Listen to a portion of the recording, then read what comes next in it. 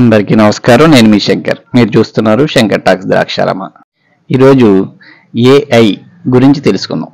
AI అంటే artificial intelligence, తెలుగులో కృత్రిమ మేధ అని పిలుస్తారు. ఇటీవల మీరు పేపర్లోను టీవీలోను చూసే ఉంటారు.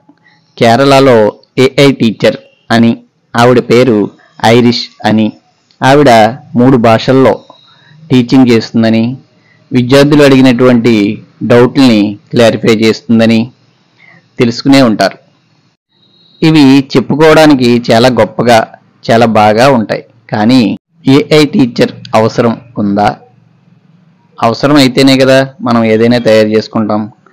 కానీ ఏఐ టీచర్ అవసరమా? అంటే ఆర్టిఫిషియల్ ఇంటెలిజెన్స్ కలిగినటువంటి టీచర్ మనకి అవసరమా? ఎందుకంటే మన భారతదేశంలో ఉన్నటువంటి జనాభాలో ట్రైనింగ్ అయినటువంటి ఉపాధ్యాయులు లేరా? నిరుద్యోగిత తక్కువగా ఉందా? టీచింగ్ ఫీల్డ్లోకి వచ్చేటువంటి యువత ఎవరూ లేరా? అలా ఉంటే మనం ఏఐతో టీచర్ చేసుకున్నా ఉపయోగమే. కానీ ఏఐ టీచర్ని మనం యాక్సెప్ట్ చేసినట్లయితే ఫ్యూచర్లో అందరూ కూడా ఏఐ ఉద్యోగులు వస్తారు. అలాగే ఏఐ దొంగలు వస్తారు, ఏఐ టెర్రరిస్టులు కూడా వస్తారు. అప్పుడు వాళ్ళను కూడా మనం యాక్సెప్ట్ చేయవలసిందే. మొదట ఏదైనా మంచిగా తయారు చేస్తారు, కానీ అవి చెడ్డవారి చేతిలో పడితే ఎలాంటి పరిణామాలు ఉంటాయి అనేది మనం ఆల్రెడీ రోబో సినిమాలో చూసాం. బాగా చదువుకోండి, మంచి ఉద్యోగాలు వస్తాయి అని అందరూ చెప్తా ఉన్నారు. అందుకని మొత్తం అందరూ కూడా వాళ్ళ యొక్క వృత్తుల్ని, పనుల్ని అన్నీ వదులుకొని అందరూ కూడా స్కూల్కి వెళ్ళి చదువుకుంటా ఉన్నారు. దేనికోసం? ఉద్యోగాల కోసమే కదా.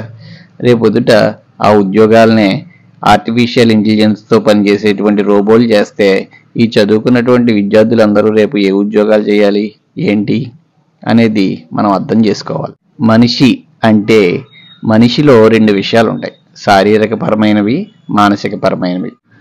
శారీరక శ్రమ లేకుండా పనులన్నీ మిషన్లు చేస్తుంటే, మనకి మానసిక ఒత్తిడి లేకుండా ఉద్యోగాలన్నీ ఏఐతో తయారైనటువంటి ఈ యొక్క రోబోలు చేస్తుంటే మనుషులు ఏం చేయాలి?